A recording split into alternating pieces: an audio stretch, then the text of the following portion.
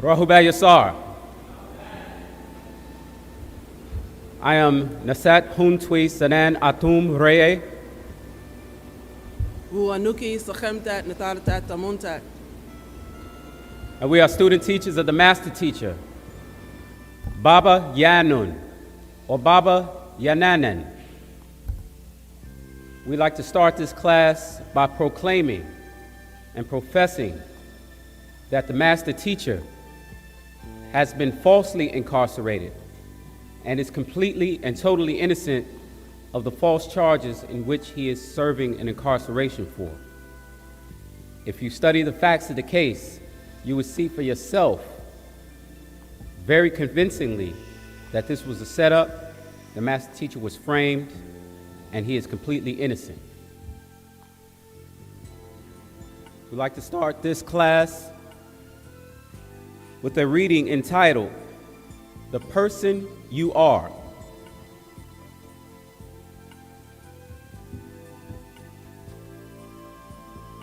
O you, who are fabricators of lies, then you turn on your heels and deny being liars.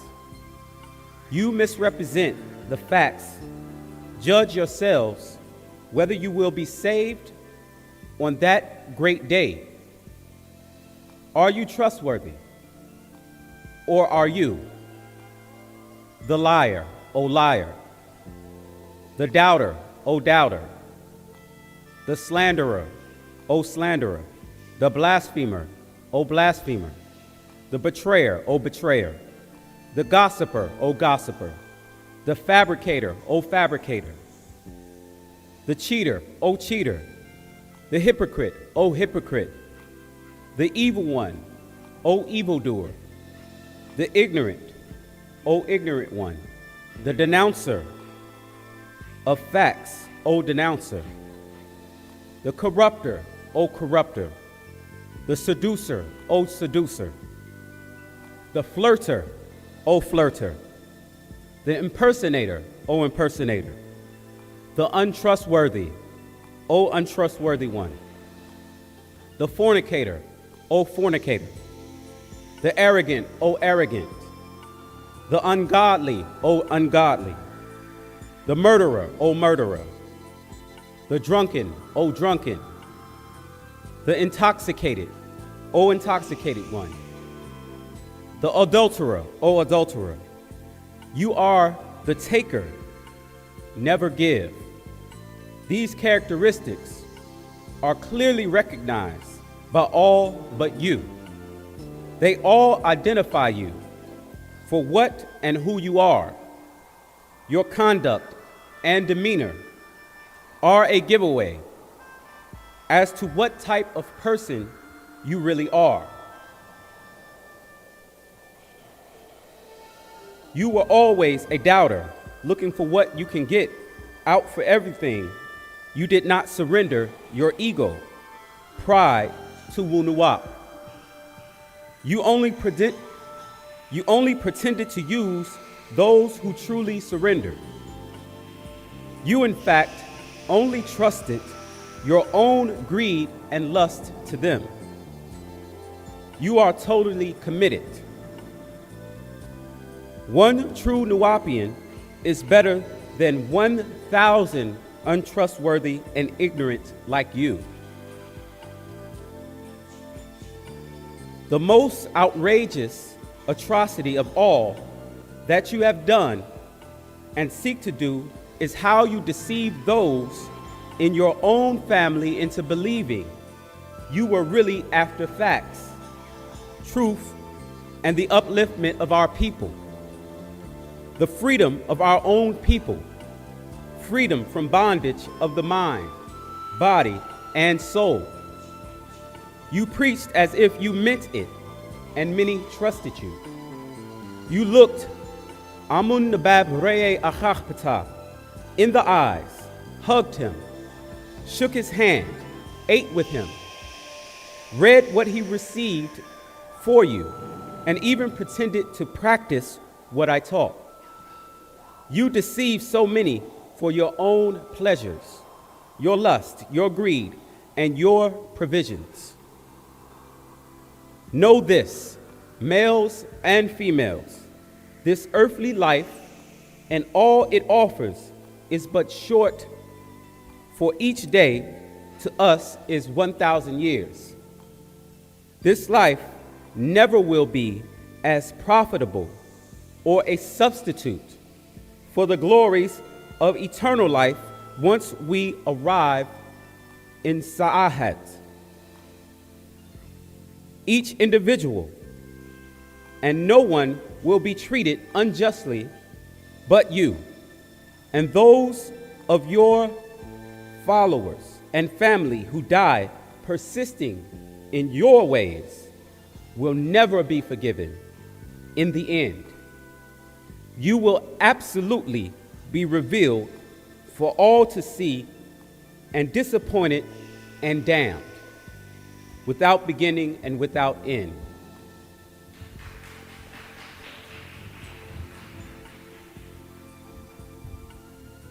We also have an update from Baba Yananan, the abodes of death. Mahbas, terrestrial abode, trapped here. Mafqad, celestial abode, lost, confused. Masyan, celestial abode, heaven, taken. Makhak, cyclical state of being, restless. These are the states of the spirit being in those whose body heat becomes cold, or what is called death. Rawah, soul, is hot breath. Nafash, spirit, is cold breath. Mahbas are trapped spirits that can't move on to higher states of being. Mafqad are confused spirits or souls that don't realize they're actually dead. Masyan are raptured, taken by their ancestors and relatives to a higher state of being, souls. Maklak are restless spirit, soul. They reincarnate again and again until they reach one of the other states of being. Most of you are in a reincarnated life now, which is why you recognize some people or places that you never met or visited before. You create your own hell by you believing in religious doctrines on heaven and hell without confirmation. If you believe you're going to hell's fire, tormented for doing and acting while alive in heated body, the power of your divine mind, like it does when you dream and have a nightmare. You create it and you suffer until you wake yourself from it.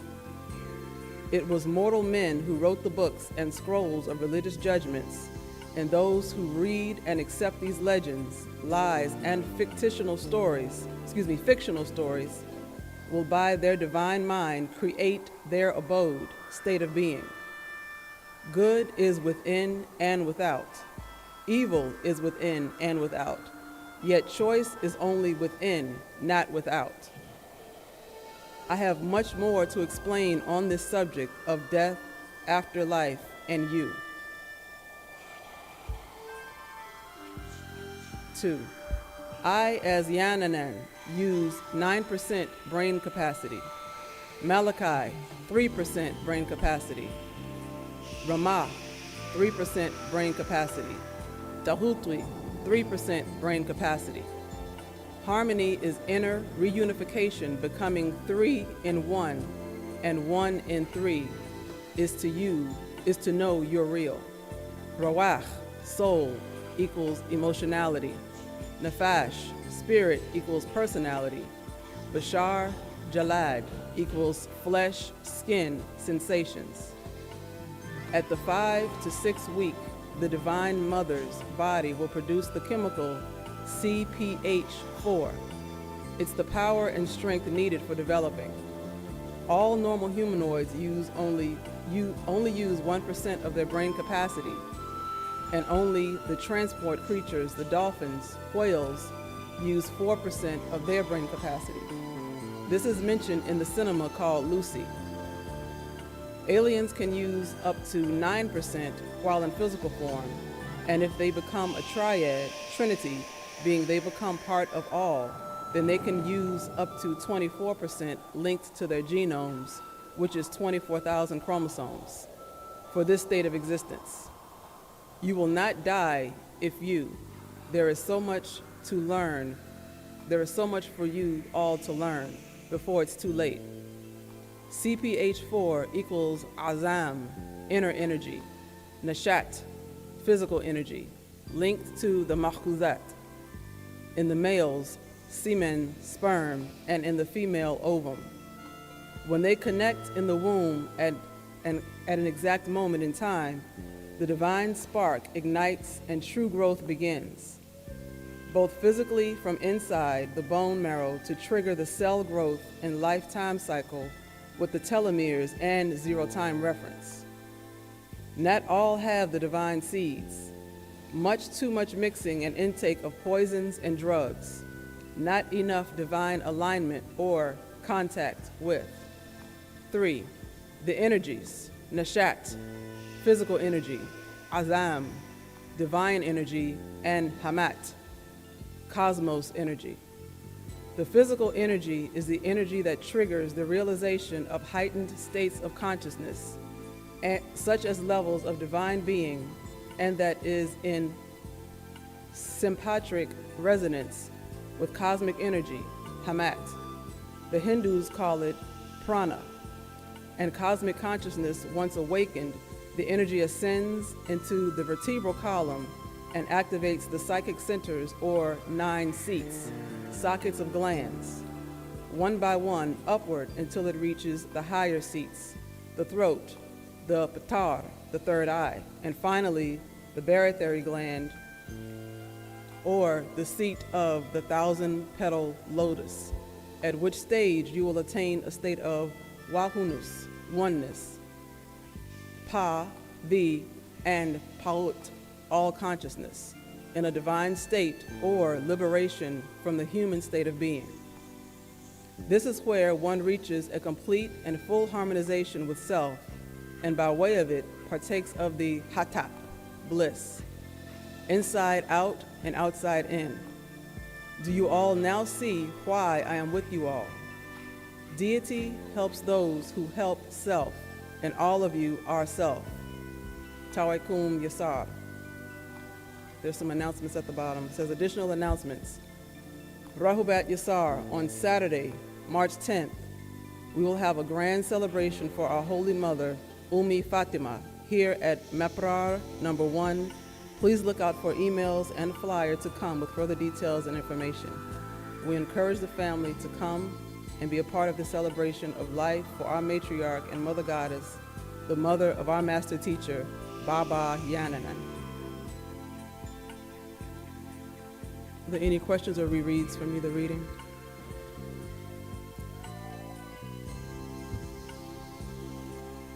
Rahubat. Tawhet. So my question is also from that last part, Rahubat. Rahubat. Okay, he goes into CPH4. Mm-hmm.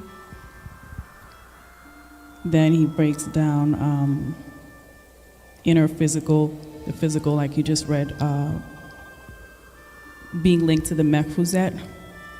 Sure. And then at some point, he started talking about the different seats. It's sort of a reread, and then I want to ask about sympathetic resonance, or what they call prana, and how it goes from seat to seat. Could you go over the order of how the energy rises? All right, I'll start reading where CPH is. It says at 5 to 6 weeks, at the 5 to 6 week, the Divine Mother's body will produce the chemical CPH4. It's the power and strength needed for developing. All normal humanoids use only 1% of their brain capacity, and only the transport creatures, the dolphins, use 4% of their brain capacity. This is mentioned in the cinema called Lucy. Aliens can use up to 9% while in physical form, and if they become a triad, Trinity being, they become part of all, then they can use up to 24% linked to their genomes, which is 24,000 chromosomes, for this state of existence. You will not die if you. There is so much for you all to learn before it's too late. CPH4 equals Azam, inner energy. Nysut, physical energy, linked to the Malchuzat, in the male's semen, sperm, and in the female ovum. When they connect in the womb at an exact moment in time, the divine spark ignites and true growth begins, both physically from inside the bone marrow to trigger the cell growth and lifetime cycle with the telomeres and zero time reference. Not all have the divine seeds. Much too much mixing and intake of poisons and drugs. Not enough divine alignment or contact with. And then it goes into the energies. You asked about the prana as well. This is the next where it talks about prana.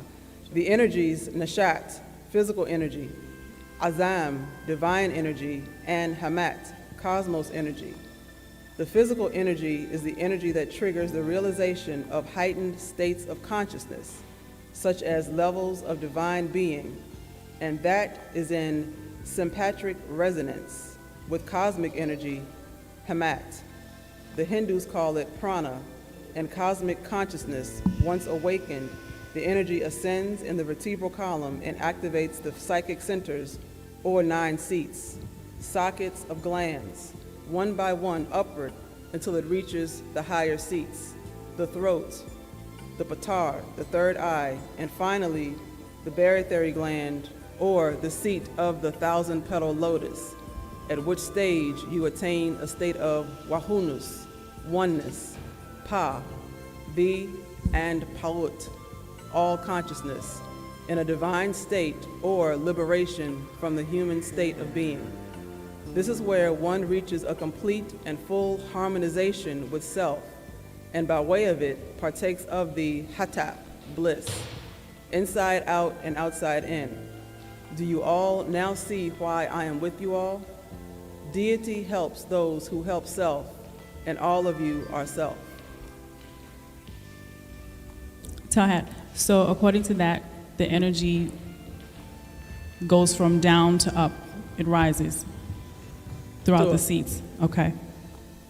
And he refers to it as psychic seats, which is the same as what the spiritual individual, they call chakras, right?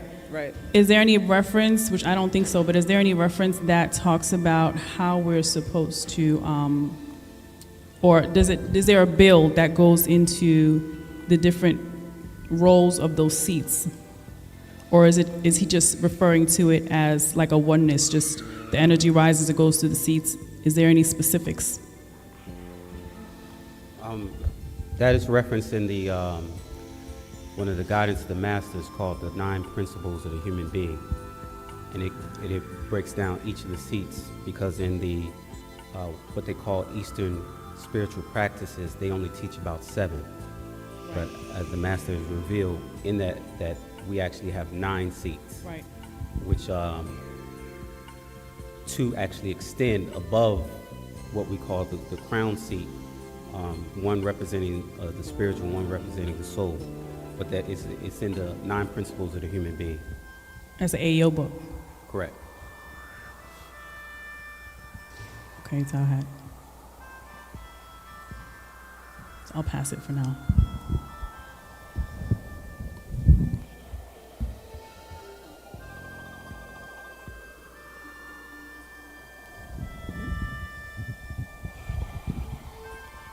The part you just talked about with the CPH4, when you mentioned resonance, what was the word before the resonance? What kind of resonance it was? If you don't mind spelling it, Tawahat. It's sympatric, sympatric, resonance. Tawahat.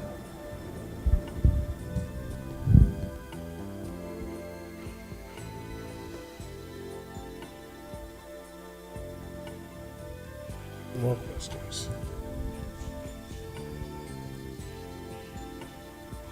Any other questions?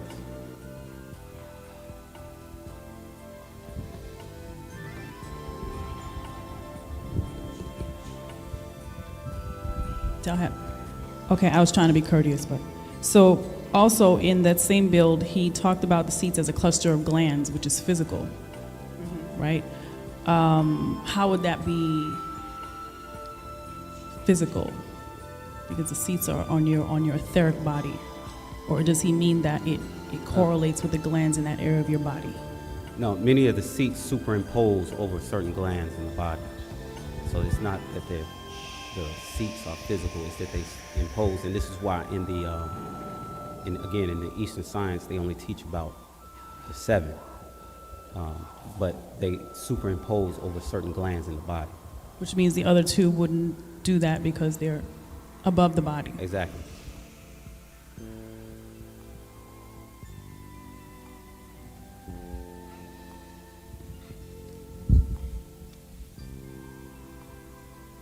Any more questions? Rahubat.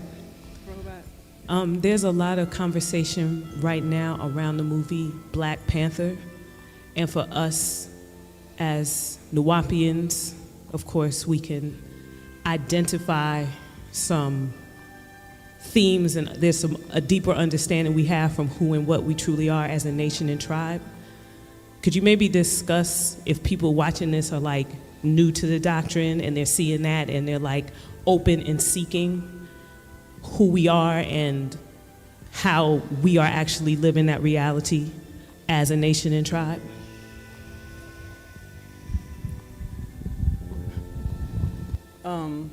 You are correct.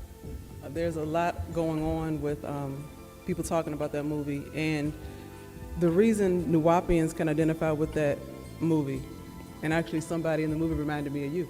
When I saw her, I said, that looks like Nysuttat. So,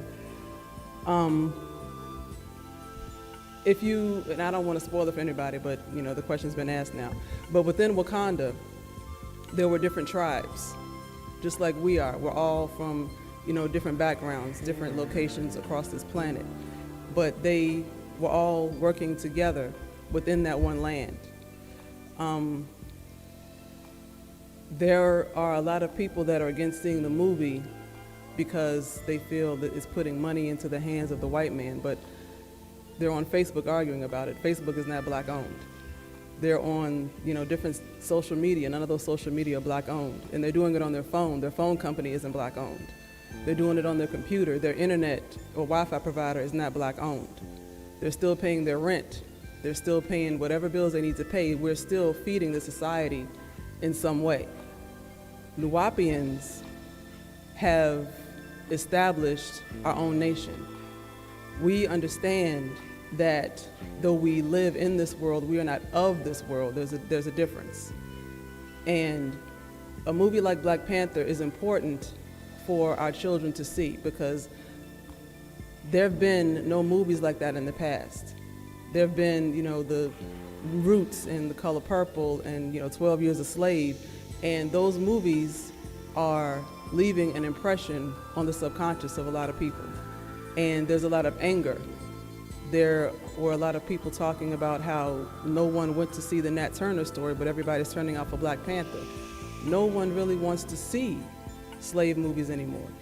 We know that we come from something greater than that, and that is what Baba Yanan has brought to us, is our true history, our story that was whitewashed. And Nuwapians, the parallels within that movie and our nation, they're so great. Like, even our script was in it. You know, some of our letters were in it. They were speaking a different language.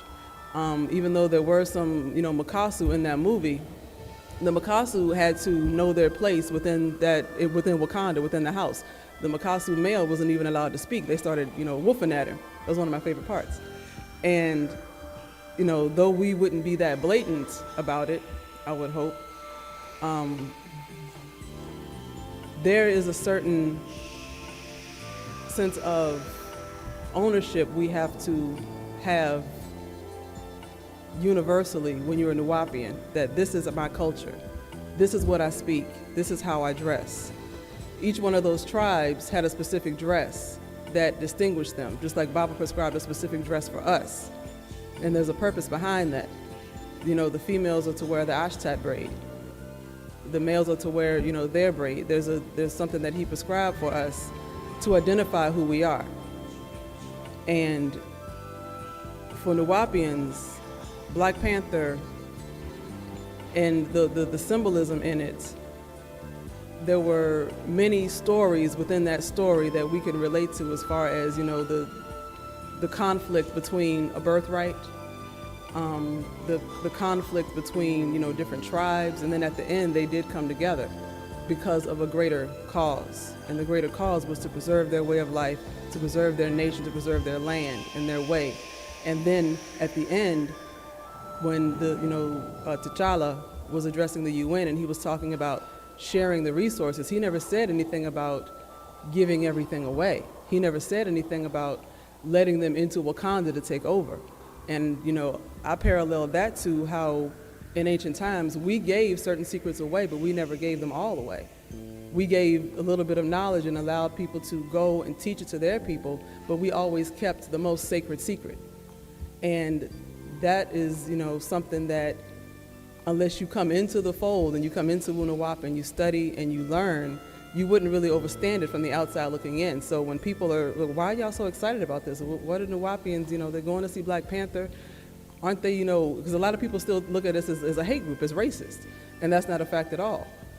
We just understand the nature of certain beings and what they've done to the indigenous people across this planet. So when a movie like Black Panther comes out and we're seeing, our people in general are seen as powerful and dignified. You know, they're not thugs, they're not drug dealers, they're not, you know, prostitutes. We're seen for the glory that we actually embody when we personify it and when we live it. Do it.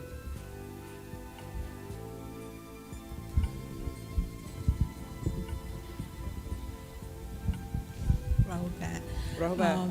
When I watched the movie, and the beautiful part about it, when the females that was in charge and they was doing what they had to do and they worked along with the young men and they held their own. Mm-hmm. So when I see on Facebook, I see brothers putting down sisters, and it's like it's very hurtful when I hear a brother put down sisters, and I'm like, in Panther Baptist putting us up there, but yet and still we have our brothers that is pulling us down. In this picture, it's putting us up, not in front of them, but working with them. And when we see that and it's still going on, I'm wondering, when will we wake up as a race of people? Instead of working together, we seem to find our way putting each other down. Right, I agree. That was very powerful to see the sisters in that movie. They were powerful. They weren't domineering. They weren't weak at the same time. There was a balance between being feminine and being assertive at the same time. And they understood that their job as, you know, in that movie in particular was as protectors of that seat, of the king and of their nation. And yeah, there is a lot going on social media, you know, about, you know, tearing down the sisters, but I also see sisters tearing down brothers. And what's got to stop is the blame game, because we're not getting anywhere. You know, after the arguments on Facebook are over and after all of the back and forth, you're still in the same position. So instead of worrying about what the other gender is doing, worry about yourself. That's what I would say. What are you doing? Any more questions or comments? Rereads?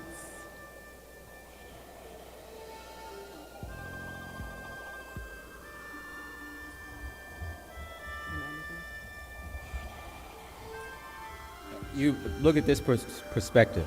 May 8th, 2002, our master teacher, Dr. Malachi Kobina Zodak York, was physically taken from us. And think, where would our holy land, Atum-Rayay, be right here today? It would definitely be in a position where it would rival Wakanda, at least in culture. You follow? Because the plans that the master teacher had for Atum-Rayay was to establish different cities that replicate African culture throughout the continent. So you can go and visit Morocco here in America. You can visit Egypt.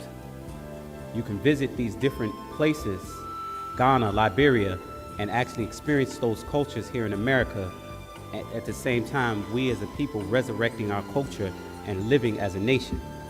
Because regardless of what you believe, regardless of what you practice, we as a people will never be liberated until we govern ourselves.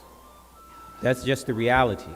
We're in a society that has been designed from its conception to suppress us. Not just suppress, in many instances, attempts to eliminate us completely. You understand what happened during our tribal people, who are the Yamasi, and how they tried to exterminate us by taking our lands, by violating international treaties. And most of the treaties they entered with us, they violated, they broke. They committed fraud, things of that nature. So think of what our land of Atum-Rayay would be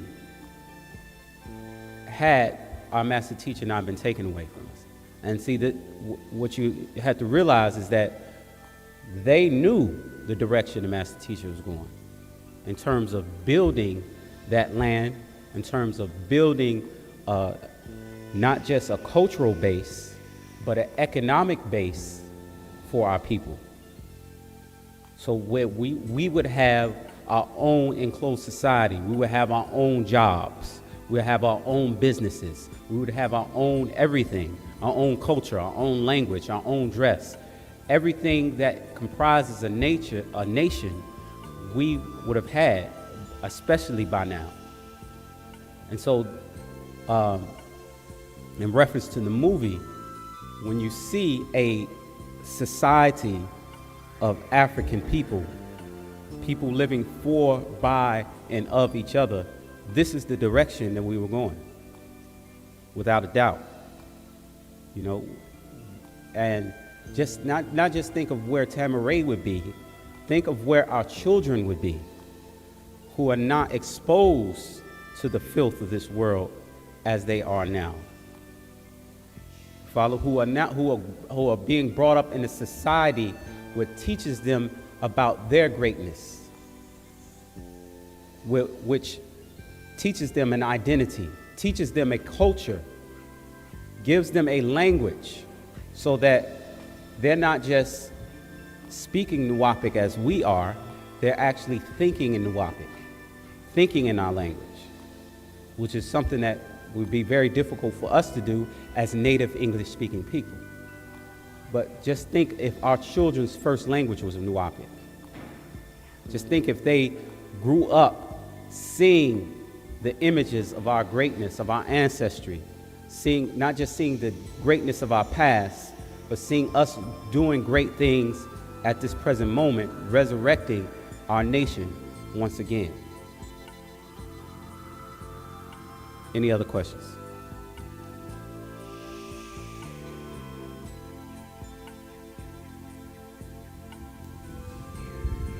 So I just wanted to add that even before the movie came out, the energy that I noticed in the morning that the movie came out was similar to the morning that Obama was elected, and just getting a feeling that something had just changed in the whole planet, and I didn't even see the movie yet. It was just like something was alleviated. And what I learned from talking to this brother, I think this brother before the class started, was that they went through hell trying to get that movie produced, made, and released for years. Not only that, they had a lot of backing, like I think Tyler Perry or African-American production companies backing them so that they could have enough money to even produce the movie, to then bring the short of the movie, I suppose, to general Hollywood. Like just the stages that they had to go through, the fight that they had to go through to even get the movie presented. was incredible, and it confirmed that they didn't want this to happen, which explains the propaganda and how even now they're trying to do things to change people's minds. And if you go on YouTube, there are people trying to give you a religious perspective of the movie, saying that the people on the mountain were the 12 tribes of Israel. They're still trying to cause confusion, which is crazy. But in reality, I see that either the writer was Nuwapian or, one of the scribes was straight influenced by the Natharu, because every point of the movie was just straight Wunuwap. Even the shaft, which I thought was Nibiru, which I think Nibiru's bigger, but just everything. Well, if you get an opportunity to listen to interviews of the actors and actresses in the movie, you'll see the level of consciousness in terms of their African pride. Because many of them explain how, when you look at Wakanda, what it represents is a nation that was never colonized. You follow? So throughout the world and in the international community, they acknowledge what colonization does to indigenous people. It really destroys their culture. But Wakanda in the movie wasn't colonized, so they were able to retain their traditional practices. They were able to develop on their own without the interference of the colonizers.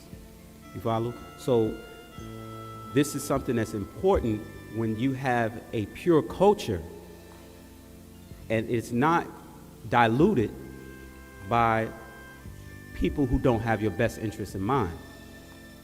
You follow? So if you listen to them, this is something that we as Nuwapians need to take advantage of. Is this movie has, even though it's a fictitious movie, it has raised an awareness in people. When you're dealing with consciousness in itself, consciousness is a state of awareness. You follow? You're conscious of things that you're aware of. So once they're aware of a reality that, we as a whole, not just in Africa, but throughout the diaspora, have been victims of culture raping. We have been victims of colonization. We have, I say this all the time, you look at us here in America, we're African people, but we think in English. So something has been stripped away from us to the core of our being, where our thoughts have been tampered with. You follow? So the movie is making an awareness that there's something greater, the possibility of something being greater if we had the ability to develop on our own. And this is something we had to take advantage of to teach people that this is a reality that we're working towards. And that's what I was reading something. There's a new book coming out called The Maxims of Baba Yanun or Baba Yananan, and in there it explained how he says something to the effect is the heart is the lock. The key is the doctrine, and love and unity is the key to get him free. Something to that effect. Don't quote me verbatim, but it's something to that effect. But the point is that the doctrine is the key to unlock the hearts and the minds of our people. So we have to utilize it. We have to be those bearers, those news bearers, to bring that doctrine to the people, to unlock their minds, to get them to awareness of where we could be as a people if we weren't tampered or interfered with, if we had information that is for us, by us. You follow? So this is the opportunity that we have to take advantage of. We have to be the news bearers. We have to bring that information to us.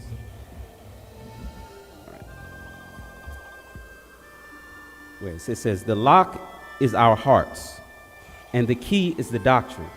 Thus love and unity will free me. It is your task, your test.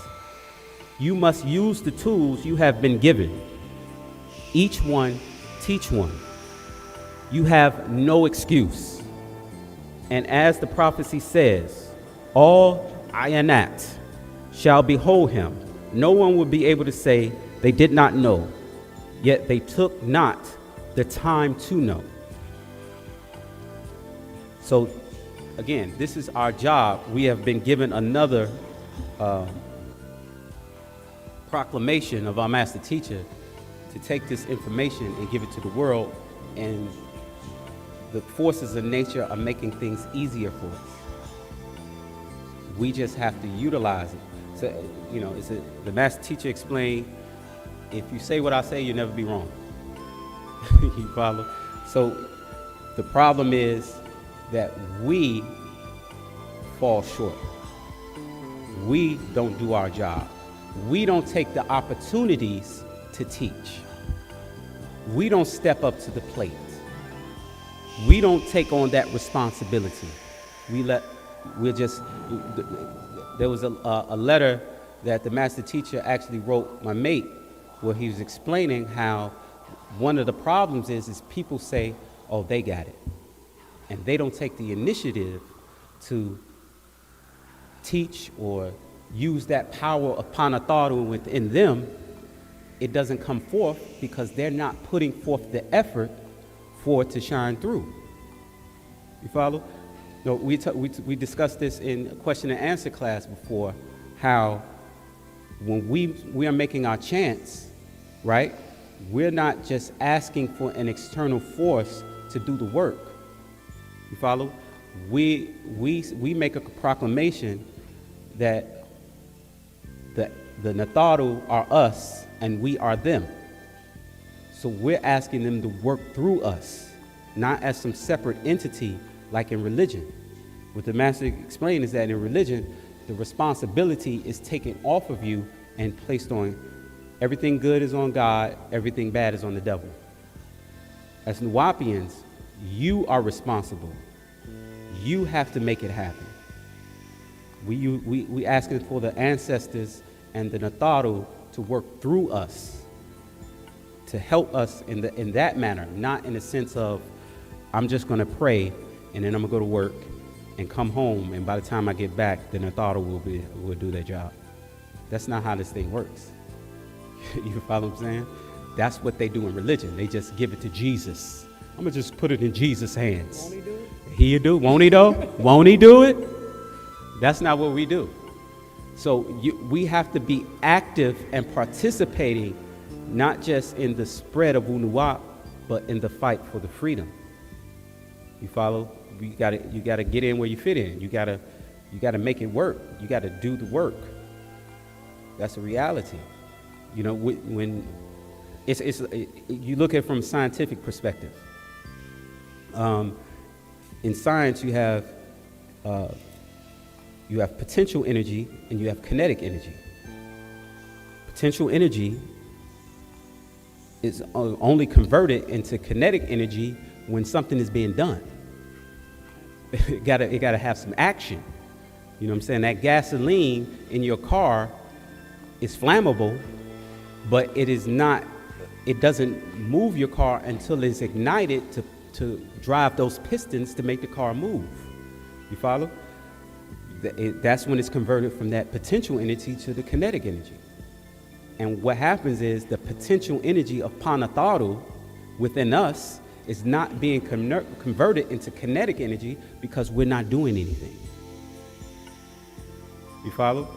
So I say this to people all the time, people who want to teach, for instance. So the reality, if you read one book, you probably know more than the average person. You follow? In that book, you have enough information to pass on to the person, because the way the master teacher teaches, he's teaching so many levels and degrees in one book that is so much layers of information, and the average person knows far more than what they think they know. The problem is, again, you don't you're not utilizing that potential energy to convert it to kinetic energy because it's lying dormant. You know, the battery is nothing unless it's plugged into something to run the power out of it. You follow what I'm saying? So we have to make things happen. What would a Nuwaubian, how would a Nuwaubian respond to those blockages that we as humans put in front of each other, or maybe we think we put in front of each other?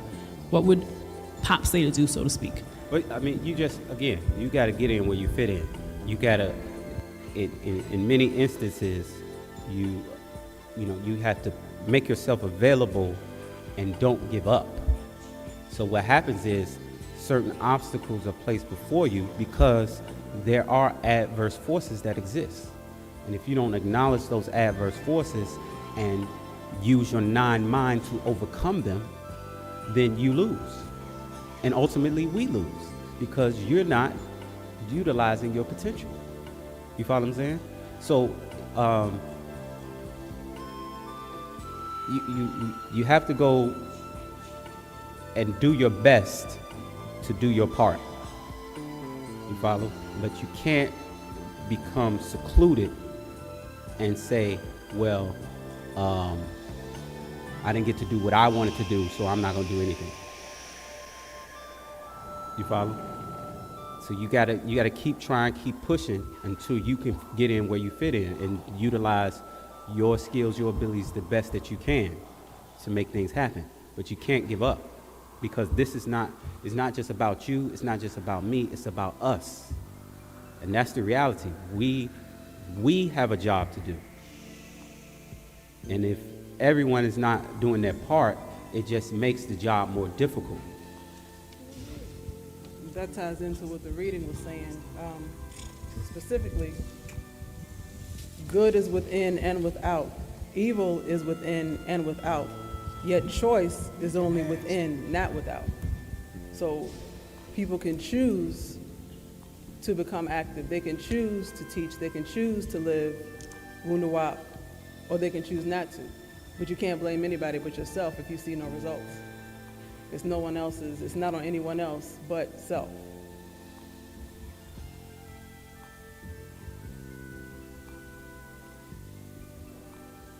You know, I don't know how many people have seen the interviews, like my mate was saying, with the actors from Black Panther, but you can tell that they were moved emotionally by the movie as well. Lupita Ngala, I'm not sure if I pronounced her last name correctly, but she gave an interview where she was talking about all of the different nations that movie represented, not just within the movie, but in general. They had people from all over the world that came together to make that movie. Different nations in Africa, they had people from, I think she said, Canada, the diaspora. She literally used that word, that the African diaspora came together to make that movie. And they all unified together to make that movie. And in between takes, you know, they were dancing, they were rapping, they were having fun together. So people on the set experienced something that they may have never experienced before because of the energy behind that movie, because of the unification that movie represented. And again, that ties into what we as Nuwaubians are. You know, no matter where we're from, we all unite under one common theme, and that is Wu-Nuwap. That's the universal unifier. Dua.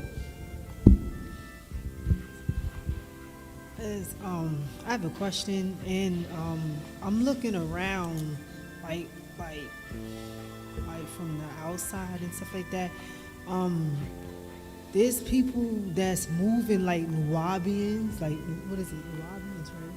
Nuwaubians. Mm-hmm. Nuwaubians, and it could be my family, it could be people that I know and stuff like that. I'm like, they're not in tune of being know who they are, but they moving like Nuwaubians.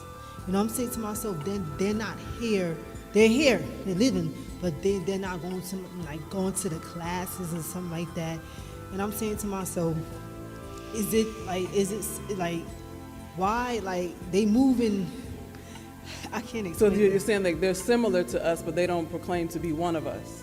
they are one of us, but they're not moving. They're not moving. They're not going to classes. And I'm saying to myself, to unlock, you said to unlock a heart or something in your mind and stuff like that, to unlock your heart and mind to be free and stuff like that.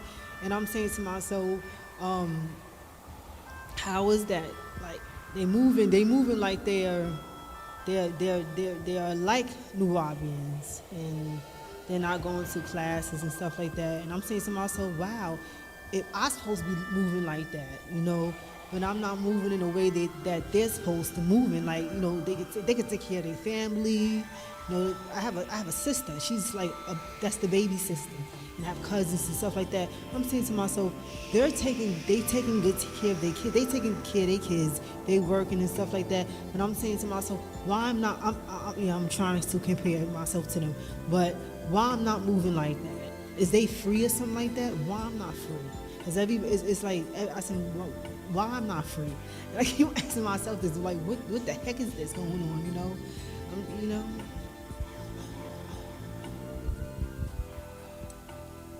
We're living in times where there's information and outformation all around, and people are going to respond differently to it at different times, and they're going to develop differently. And when it comes to Nuwapians and people you say who move like us, but they're not coming to class, Bible talks about, in this reading right here, about a divine seed. And there are some people who just naturally move that way. There's some that, you know, are not naturally going to move that way, but they can grow into it.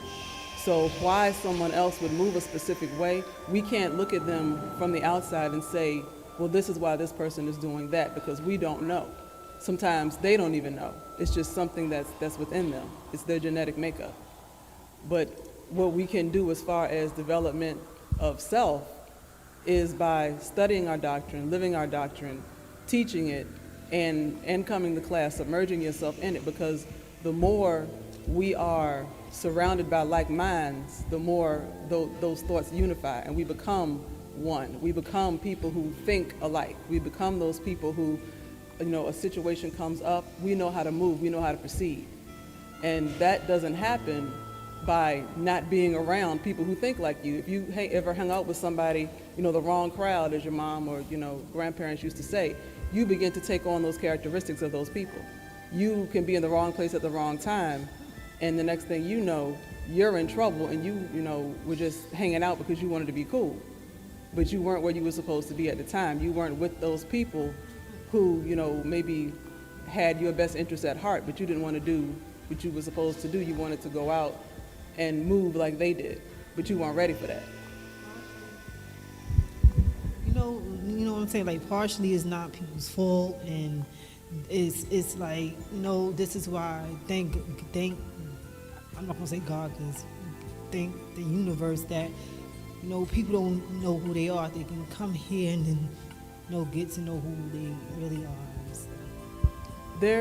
And again, this is another reason why Bible prescribed a specific dress for us in a way that we look. Because when my mate goes out like this, and I go out like this, people who are inclined to be attracted to that type of thing, they're gonna ask questions. They're gonna ask, you know, a lot of times we get, are you Muslim? Or who are you? Where are you from? And that opens up a dialogue. That's an opportunity to teach exactly who we are, what we teach, and if they're interested, they'll continue to ask questions. They'll show up to class. They may buy some books. They may look at the websites. But ultimately, it has to resonate with them. It has to be something within them that is awakened, that wants to know more.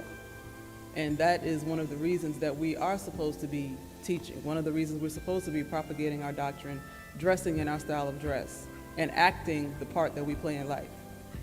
That's all part of being a Nuwapian, and all part of demonstrating to others what we are, not what they may have heard we are.